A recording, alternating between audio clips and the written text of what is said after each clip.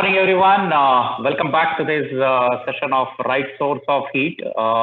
We started off in the last week with this particular topic, basically in terms of understanding in the various industries, what is the kind of media that is available and what is the right media to be employed for generating, transmitting, and utilizing heat. That's the whole thing. Last week, basically, we touched upon couple of aspects, basically the properties of the material in terms of understanding how does it hold the heat, what happens when we have to transmit this heat from one source to the another location where the absorption has to happen, what are the parameters that is going to impact. Okay, we talked about viscosity, which is very important or which leads to the kind of losses when we are transmitting. And we also talked about specific heat, which is basically capacity of the material to retain a heat so that it can be absorbed. Okay, these are the two important parameters. And then third, importantly, we talked about LMTD also, which we will touch on it a little later. But coming into these aspects, now why did we touch on these particular points? Okay, now we need to understand that when we are looking at heat, there is generation, transportation, and absorption. The cost of heat generation basically plays on three important parameters. One is what is the efficiency at which we are generating the heat, where the specific heat capacity becomes very, very important. That in turn is going to determine what is the kind of heat transfer area we need to provide for absorbing the heat. Then there is cost of inputs. Whether you take steam, whether you take water or thermic fluid, apart from the power, fuel, air, you're also going to give water, you're also going to give thermic fluid. So what is the cost of all these inputs and how it is going to play a role is an important factor in the cost. Importance and maintenance and reliability. Okay, now depending on the kind of system you are using, the maintenance factors really change. And if the number of components are there, then there is a reliability cost. The number of breakdowns you can experience, and hence what is going to be the cost of basically repairing that makes an important aspect as far as cost is concerned. Then there is cost of transfer. You need to transfer the heat. If that is the case, if you are looking at steam, when you are transferring the heat, there is going to be condensation in the pipeline, which is a cost to us. It is not free. It is not that heat flows freely from boiler to process. It is not going to happen.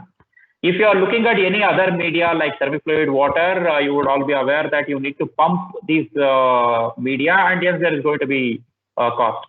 Apart from this, there is also capital cost. When I say capital cost, what does it mean? It is not only a pipeline, right? Apart from the pipeline, you are going to use traps on that. You are going to use expansion loops on that. There is also, for the sake of transporting, there are also a lot of equipment like valves. All these things are going to be impacting for our cost. Though it is a capital cost, it is an important thing to be considered over there. And when you look at cost of absorption, the heat exchanger size, the cost of heat exchanger, just because you feel that probably air is a better media, you just cannot go and use it. The amount of cost you've got to put in terms of transporting air and the amount of cost in terms of providing the heat transfer area for absorbing the heat also has to be considered. So capital cost of heat exchanger is an important. So what I mean to say here is transfer and absorption is not only an operating cost, there is also capital cost which needs to be looked at it. And all said and done, there can be certain irrecoverable heat and mass. When you transfer something and when you gain it back, whatever the best possible attempt you make, whatever the best possible system you have, there are certain aspects because of which you are going to lose some amount of mass in the media or the heat, especially in case of steam. First, what I would do today is let me just give a glimpse of what we saw in the last time and establish quickly what we learned last time.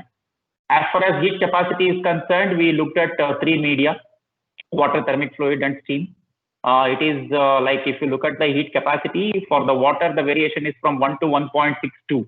A typical temperature of 100 to 275 degrees is what we were looking at.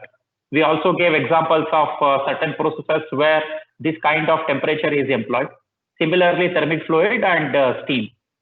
You can literally see over here that compared to thermic fluid, water is going to hold 60% more heat for a given media. But in case of steam, since we are using it using a phenomena of phase change, the latent heat is going to be far higher than what thermic fluid or water can hold per kg of media. So how does the heat transfer happen? The method of absorption. In case of water and thermic fluid, the heat transfer is because of drop in temperature. This is what we call as convection or forced convection. In case of steam, it is because of change in phase. This is what we call as heat transfer due to condensation. Okay. And another important factor we learned, which is of viscosity. If you really look at viscosity, the lower the viscosity, it is better for the transportation. The losses are going to be minimal. You will find again that water is going to have the lowest amount of resistance and hence low amount of losses. Thermic fluid is slightly higher than that, and steam is going to be very high. But then the variation, as you go towards the higher temperature and higher pressure, you will find that all these three are very converging in nature.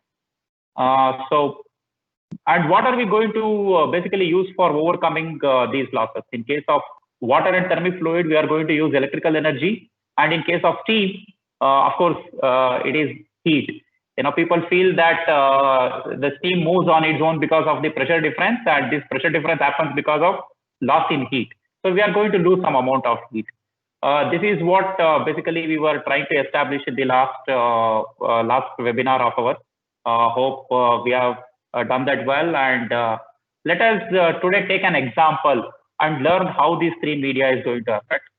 Here basically I am taking all the three media like steam, water and thermic fluid. For a typical 10 lakh kilocalories I have taken.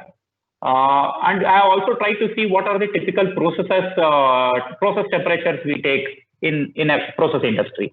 Okay, like drying or dyeing industry, drying industry. You have printing, all these things. What I gave examples, these are all the same temperatures what I have considered here. Looking at an LMTD of 15 degrees, if I have to achieve a process temperature of 105, I may need to have a source at 150 degrees centigrade. That's the criteria. Similarly, 105 to 140, 150 to 280. If I take steam and I am trying to use steam at 150 degrees centigrade, every kg of steam is going to hold 503 kilocalories of heat. Okay, now this is the amount of heat which I can use. Okay, I mean, when I say the holding, it's not the enthalpy. Overall enthalpy could be higher, but this is the amount of heat that can be liberated when it is condensing, and I can use. So if I am to use this amount of heat, I need to have 1987 kgs of steam. Okay, for a 10 lakh kilocalorie, if steam is at 150 degrees centigrade, where typically they employ for 105 to 110 degree of process temperature, we are going to have something like 2 tons. If I look at water, okay, now water, I need to have something like 48,591 kgs of water. Okay, this is where the latent heat and the condensation or the specific heat capacity of water and latent heat of steam both plays the role. Okay, now similarly, if I look at thermic fluid, okay, I need to have like 104,270 kgs of thermic fluid in order to hold same amount of heat as what is held by steam at 1987. Okay, now similarly, if I keep increasing, you will find a trend over here. My steam requirement starts increasing as my temperature requirement starts increasing over here. Okay, but you look at the rest of the things. My water requirement starts reducing. My thermic fluid requirement starts reducing. Okay, though it is in a different scale, this reduction and cost of each of these parameters is going to be a deciding factor. What is important to understand is the kind of variation that happens. The steam requirement higher pressure and the water and thermic fluid requirement at higher pressure and higher temperature. Okay, so as the pressure increases, the steam requirement for the same amount of heat increases. As the temperature increases, the quantity of water for the same amount of heat reduces. Similarly, thermic fluid, for the same amount of heat, the quantity of thermic fluid reduces. Okay, now if this is what is happening, let us talk about steam first, because steam is the most widely used, and we also saw that the quantity required is very less. So let us talk about steam. If we are using steam, I am basically concentrating here on what is the kind of transmission losses that happen. Okay, now for the same process, for the same temperature requirement, typically for 100 meters of pipeline, you will have about 0.5 kg drop in pressure. Okay, now that's the thumb rule I have applied. Why the thumb rule? Because the exact calculations is going to be more confusing. If I stick to this thumb rule, it will be very easy for me to explain it to you. So I applied that thumb rule. If that is going to be the case, if you are transmitting steam at 150 degrees centigrade, which is typically like 4 kg per centimeter square or 4 bar steam, what you are going to have. If you are doing this, you are going to lose 3.91 kgs of steam. If you are doing the same transmission at 160 degrees centigrade to achieve this temperature, you are going to get 2018, you are going to lose 3.05. You got to see here, though your steam requirement as you go to the higher temperature is increasing, the amount of loss that is happening is drastically reducing. This is not ratio, friends. This is like for 1987, it is 3.91. For 2018, it is 3.05. Though the steam quantity you are transmitting has increased, the loss is actually reducing. Okay, that is a point to be noted over here. Now, transmission can happen because of pressure difference, but there is loss in terms of condensation. Now, typical pressure drop of 0.5 bar per 100 meter length, lower viscosity at higher temperature. These are the things which we are trying to establish with this particular trend. You can have a look at this and assimilate it. What is most important for us again here is always transport steam at higher pressure. It is simple, right? If you are transporting steam at higher pressure, which is at, let us say, 200 degrees centigrade, typically like 15, 16 bar, your loss is going to be very, very less. If you are doing the transmission at lower, your loss is going to be very, very high. So all manufacturers, they say that generate the steam at high pressure, transmit the steam at high pressure, and this is the reason why they recommend that. That's one. Keep this in mind when we compare thermic fluid and water for their transmission losses. We will come back to this particular phenomenon. Now let us look at recovery.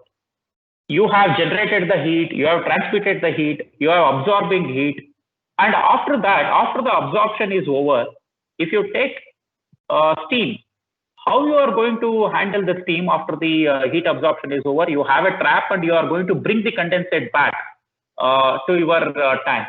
Okay, now that's the way you do it. It is very, very important in order to do in today's scenario. I don't have to stress upon that. But what is going to happen? If I look at the kind of process application, if you are having 150 degrees of steam requirement, it is going to be at 4 bar pressure. So if you give it to an heat exchanger and take the condensate back, at 4 bar, there is going to be 150 degrees of water, right? The water is still going to have 150 degrees. And the moment you open the trap and this water is flashed into atmospheric pressure, there is going to be flash steam, which is to the tune of 9.2%. And friends, this 9.2% is going to have something like 1.16 kilocalories, 1.16 lakh kilocalories of heat. This entire calculation, remember, we had made it for 10 lakh kilocalories. Out of 10 lakh kilocalories, 1.16 lakh kilocalories is going to come out even if you are using the steam at 4 bar. Imagine what happens if you are using the steam at 27 bar. Out of 10 lakh, 3.7 lakhs is going to come in the condensate water. I mean, it's going to be the flash steam. If you are still going to a higher pressure and trying to use, which typically you don't find, but if you use almost, whooping close to 60%, more than 60% of the heat is going to be rejected in the form of flash steam. What are you going to do with this and why it is? Please understand why it is. Let me explain you the phenomenon. You have a 200 degree. This particular line says, see, this is the point at which you have the steam. When you start condensing, the temperature does not change. The pressure, at the same pressure, it remains. Pressure and temperature remains same. But the amount of energy, heat energy that was available here, it is going to be losing. So this is the heat which you are going to absorb. When you come to this particular point, okay, still the pressure is close to 17 bar. Okay, and you are having so much amount of energy. The moment the trap opens and the pressure drops down to 100 degrees centigrade, okay, so you are going to have still so much amount of energy. You can see over here, it is no more in the water range. It is no more in the sensible water range. It is not a water here. It is already a steam. And this particular steam is basically not dry steam, but some amount of water particles could be there. There is a dryness fraction. This is the amount of energy which will go out into the atmosphere, because you are going to recover only the water. Your condensate return, what you are going to take inside the tank is water. What is going to happen to this steam? You will always find, in spite of the best of the condensate recovery systems, the flash steam is either going out through the flash vessel, or it is either going out through your water tank. Okay, that's what you are going to see most of the time. And why is that? Is because of this phenomenon. Now, what is very important is, if you are having a steam at water at this point and it is going to generate some amount of flash steam, please use flash steam. There are many low pressure applications. Today you also have thermal compressors where they mix some high pressure steam, low pressure steam, and generate a medium pressure steam for you to use. Please use that. Why I am telling you what to use flash steam and not take it completely back, let us look at what is the makeup water requirement in a similar scenario. Let us say that you are using the steam at 4 bar. There is a flash steam of 1.16 lakhs. If you want to absorb this entire water, absorb this entire heat using the cold water, the water what you are going to get out of makeup water for your boiler, because that is one source. You need to have 91% of makeup water. Now look at this current round. Like if you are having 100% condensate return, your makeup water is going to be the loss that is going to happen because of the flash steam. But if you want to use that flash steam, you need to have 91% makeup water. It is just not possible to absorb the entire amount of flash heat that is going to get liberated by using makeup water. You need to have an application. Now that is for 4 bar. If you go into 6, whatever you do, you need to have 116% makeup water. How are you going to have 116% makeup water? You are not going to have. Never. And similarly, as you go, if you go towards a high pressure, 6,21,000, you can make use close to about 3 times this. That is about 2,700, about 7,500 liters of water. You can rise from 30 degrees to 100 degrees using only the flash steam. That is the amount of heat it is going to have. So with 100% condensate return, heat loss is inevitable. Whatever you do, whatever the kind of recovery systems you employ, there is going to be heat loss. If there is 100% condensate return, you need to find applications in order to utilize flash steam. If you don't have applications where you can utilize flash steam, then steam is going to be very, very, very expensive. Now, what happens with the condensate loss, with the heat loss? There is also going to be treated water loss. Now, treated water is a huge cost in today's scenario. We got to understand that it is no more the case that RO water, DM water, the chemical treated water, what we are getting for the process is free, or it is hardly any cost. It is not like that. It's a substantial cost. When you take your steam cost, it is going to be something like 25% of your overall steam cost could be your water cost. So any loss of water is equally expensive as heat, and hence that has to be considered. And let us look at this thing. When you are utilizing steam, you have so many valves. You have PRS, you have TD traps, you have float traps at the end of your heat exchanger, and then condensate return system. Then you have flash vessel. All these things. Look at the number of components that is there.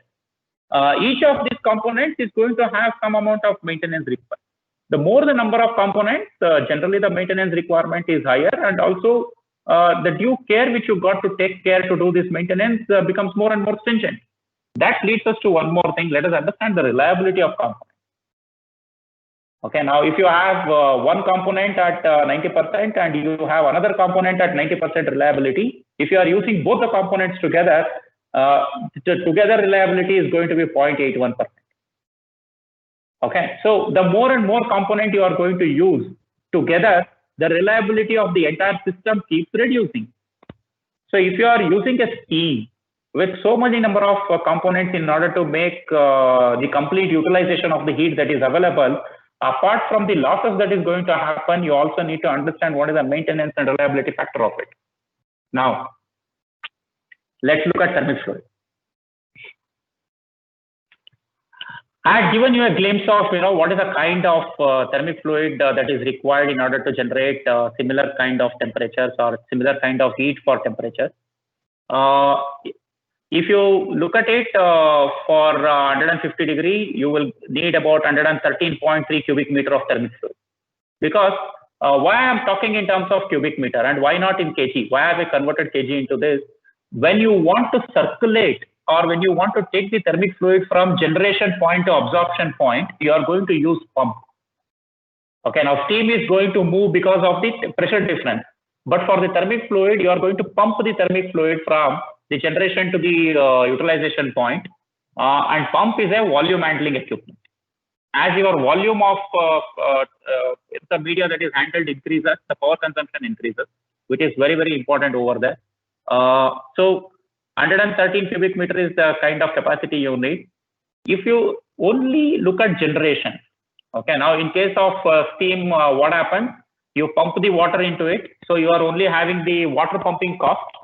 But in case of thermic fluid, you cannot pump the thermic fluid, keep it stagnated and heat. You can put water in shell and heat it up, nothing happens.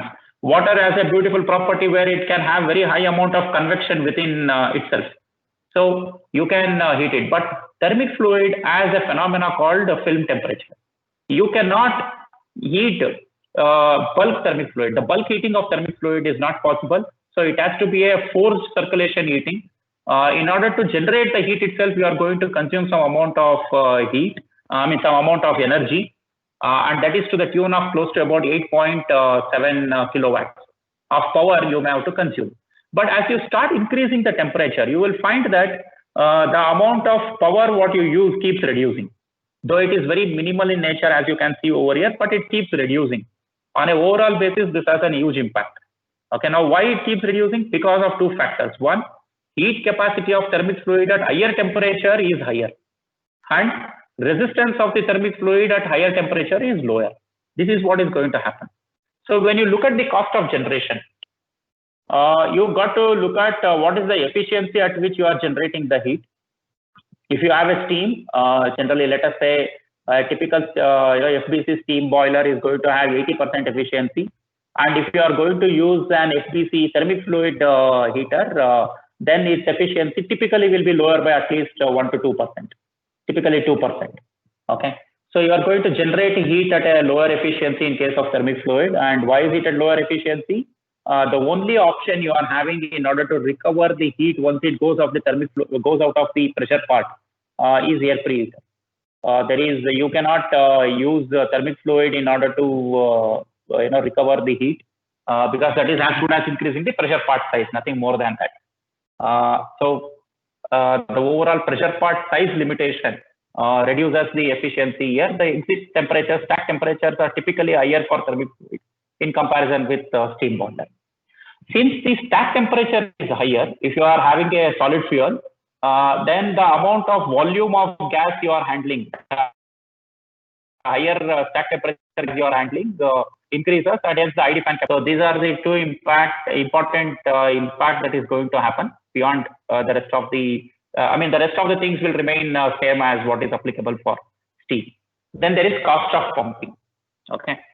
Now I showed you here 8.7, 8.6, 8.3. All these things are the kind of pumping power that is required for generating the heat. Here it does not take what it means to circulate this heat into the heat exchanger. Okay. Now for generation alone, in today's scenario, what has happened? There are many heaters that have come into the market where there is primary, secondary loop. Primary loop only takes care of the heater, and secondary loop which takes care of the entire process. Okay. Now, if you are having a typical 10 lakh kilocalories with primary loop which is taking care of only heating, then this is the kind of power that it may be using. And there is also a power for transportation, process transportation. Okay. Now, how does this process transportation power impact? Let us look at it. I have taken the same example, same kind of flow. If you take 100 meters of pipeline, because for steam I have taken 100 meters of pipeline, there it is going to be 0.5 kgs of pressure loss. In this case, if I take 100 meters of pipeline, the thermic fluid will have to go to the process and come back. So the pipeline is going to be 200 meters in this case. So the amount of loss because of the viscosity that is going to happen is going to be something like 2.94 kilowatts equivalent of it. Okay. Similarly, heat exchangers for the thermic fluid is also designed with some amount of pressure drop. In order to move the thermic fluid through similar kind of heat exchanger, it is going to have something like 3.2 kilowatts of power. Overall, if you look at it, for a 10 lakh kilocalorie, you will have something like 15 kilowatts of power if you are using it at 150 degrees centigrade. If you are using it at 250 degrees centigrade, it will come to about 13.1. Okay. So it has the power that is required for moving the thermic fluid as generation, absorption, and transmission, all the losses. This has to be compared with the steam in terms of heat loss. Before we come into it, here there is primary, secondary circulation, which primary is for heater, as I said. Today you have low pressure drop designed pressure parts where this power consumption is extremely low. That's a good thing that has happened with the manufacturer. What is important here in this case when you are using thermic fluid is the kind of loops, the kind of piping you do in order to ensure proper flow balancing. In case of steam, you really don't bother about flow balance. I mean, because of the pressure, it goes into the heat exchanger and comes out. You don't bother about it. But here, the flow will have to be balanced. You need to have something called as a balancing loop and ensure that whatever the flow that goes first into the radiator should be the one to come out last. So that is how it comes. It becomes. You are going to have control valves in case of thermic fluid. There are three-way control valves. Three-way control valves are good, but then if one radiator does not need the flow, it just gets bypassed into the heater. So you are going to lose it. I would always say that it is better to have two-way flow control valve with a flow balancer. Okay, so if one radiator is not using the flow, it should be available for the next radiator. In case of three-way valve, what happens? It's completely bypassing the flow and bringing it back to heater. So both of these are there. Choose whatever is suitable considering your application. Now let us look at water. How are we going to use water? I mean, if I have to, water is going to boil at 100 degrees centigrade. So if I have to use water at 150 degrees centigrade, I am going to increase the pressure. Okay, now if I need to have water at 200 degrees centigrade, at this point, that is close to about 17 bar pressure, it is going to, close to about 15 bar pressure, it is going to boil. So if I increase the pressure externally by another 1 or 2 kgs, this is going to become water again. So I am going to have water at 200 degrees centigrade, but the pressure is going to be higher than the saturation pressure. Okay, now last time we also talked about an application called chiller, where if you reduce the pressure, you can boil the water at 3.5 degrees centigrade. Okay, that's a beautiful application. In similar way, if you increase the pressure, you can stop the boiling and have water at 150 degrees centigrade, 200 degrees centigrade without any impact. Okay. Now, unlike thermic fluid, water does not have any problems of film temperature. You don't have to heat the water in circulation mode. You can just keep it in a shell and heat up the water. Because of the natural convection, the water heat is absorbed at first time. So you really don't have to have generation power. So I have put the power consumed for generating the heat. If you want to have a water circulating in a coil and then generate, this is the amount of kind of power that you are going to utilize. Otherwise, there are also shell type hot water generators, where you don't have to really consume this amount of heat. Okay, so from the generation perspective, over and above steam, what is going to get added is just this much amount of power. Okay, that is the point I'm trying to make over here. And if I look at more in depth, generation, transmission, and absorption all put together in a similar fashion for 200 meters of pipeline, like what I had taken for thermic fluid, you are going to have all put together something like 6.7 kilowatts. Okay, 6.7, 6.6 kilowatts for 10 lakh kilocalories of it. What is important here is, hot water is going to have same kind of efficiency as steam, whereas in case of thermic fluid, it is 1 or 2% lower. Also, there is another need for the hot water, which is pressurization. You can pressurize the entire hot water system by giving an external air, compressed air, or you can even hydraulically pressurize the entire system by increasing the system pressure by a water pump. Okay, now let us say in steam boiler you need to have 4 kgs of pressure. So you pressurize the entire system up to 6 kgs and heat it up. It will never become steam. It will always remain water. That is the principle that is applied over here. So shell type design for lower power. The power here becomes almost minimal, and no issue of media degradation. Degradation of thermic fluid is an important factor which people at all time is going to be worried about. Any exposure to oxygen at higher temperature, film temperature going high, it is going to degrade and it is going to create problem. And if there is a degraded oil and there is carbon deposition inside the pipeline, inside the heat exchanger, you just can't do anything. The cleaning mechanisms and cleaning methodology is so cumbersome, and it's the cleaning test. Like if you want to really test whether it is completely cleaned or not, there is no way of doing it. So it becomes so abnormally unusable that once the oil cracks, thermic fluid is really messy if it goes out of control. Okay, but whereas in case of water, such issues are not there. Now let's compare. We talked about steam, we talked about thermic fluid, we talked about water. If I look at for various kinds of temperature, if I look at the kind of pressure that is required in case of steam, it is 5, 7, 16 up to 200. It really has no major impact as far as design is considered. I mean, if you are having a shell type boiler, okay, there may be some amount of impact. But if you are looking at a coil, pipeline, your radiators, this may not be a major impact for shell and tube heat exchanger. Okay, for a plate heat exchanger, yes, there could be some amount of impact. So if you are looking at a temperature less than 200 degrees centigrade, in case of steam pressure, up to 16, no problem. In case of water, maybe about 7 to 18, not a major impact. And look at thermic fluid. Thermic fluid is going to be stable in atmospheric pressure. So there is absolutely no impact.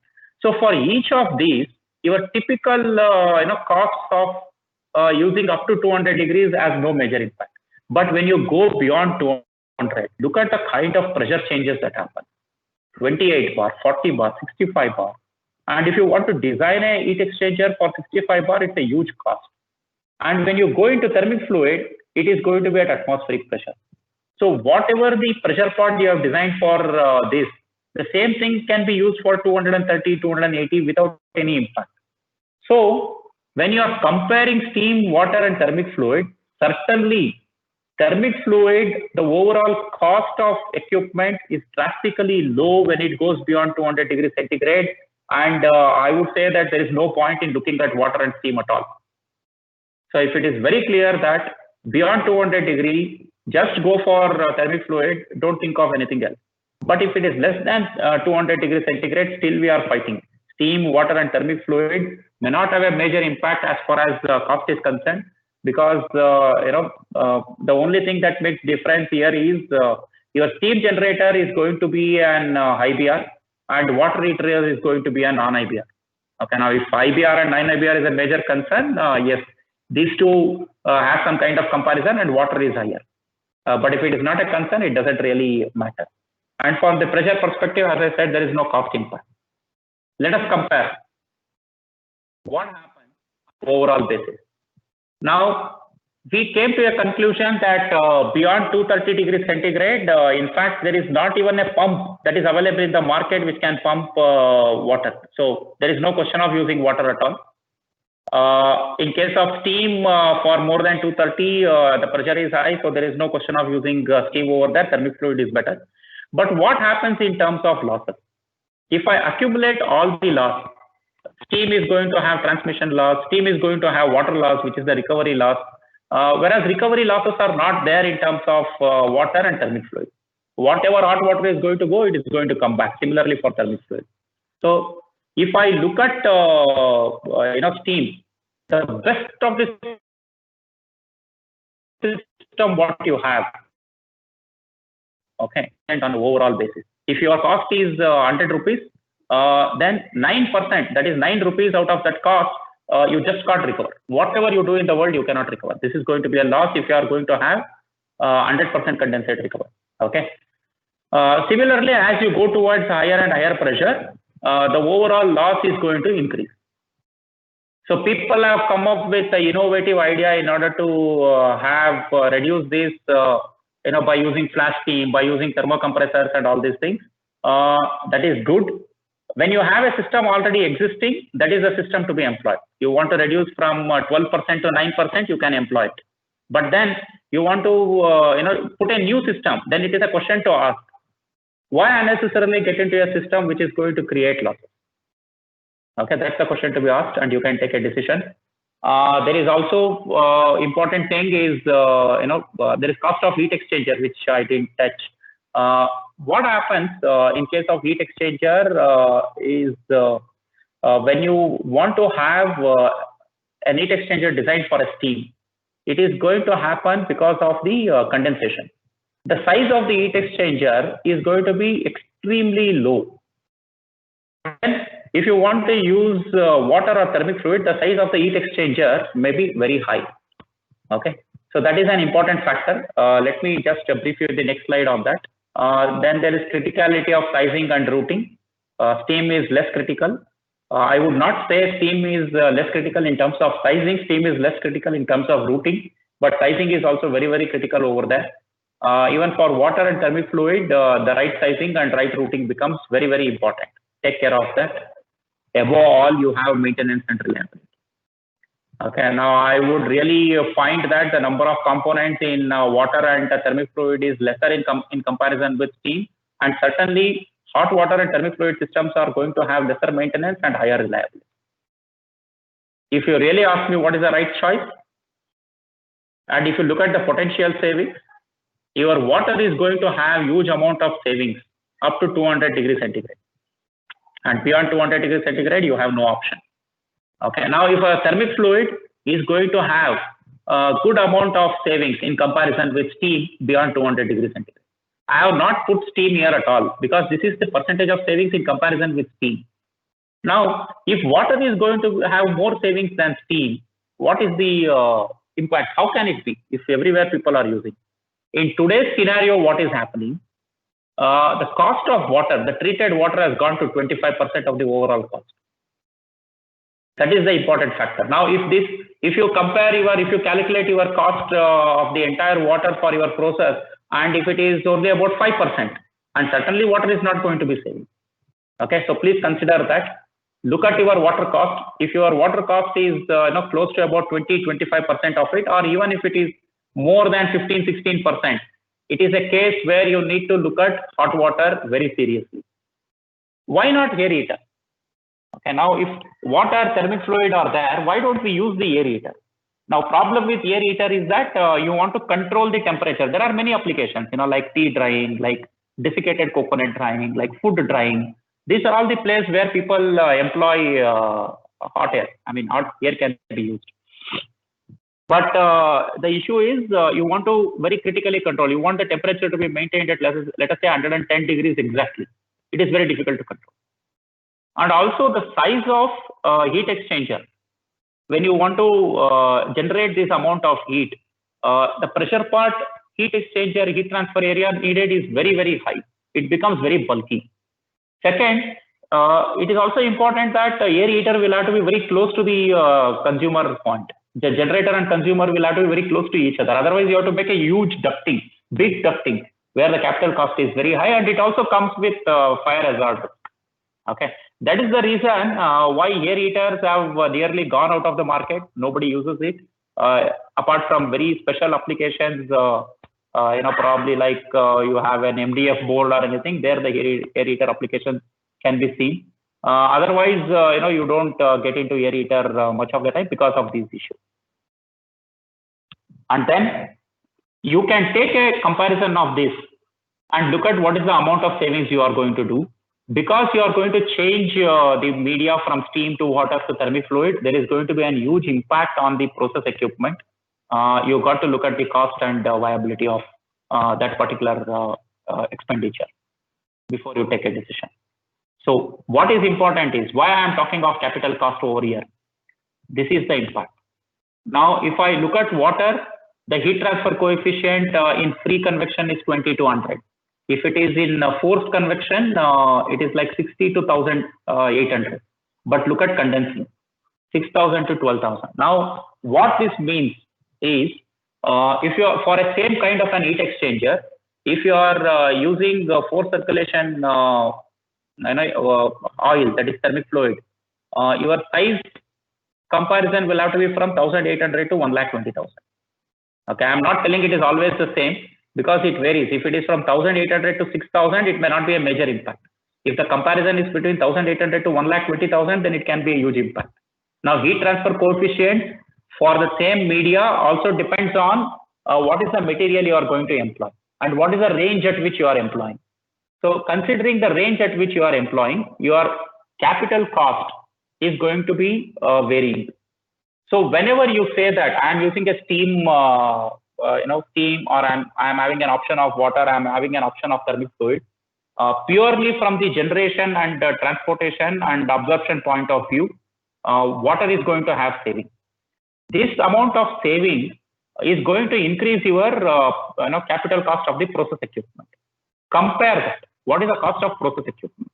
What is the cost of even the heating equipment? If you have a steam boiler, it is not only the boiler cost, it is also cost of PRS, valves, traps, condensate return system, control valves, all these things. Now, if you compare both of these costs, and if your cost is comparable, like it's not very high, not major difference between these two, then I would say the first choice, up to 160-degree process temperature, use water. The first choice, if it is beyond 160-degree process temperature, use thermic fluid.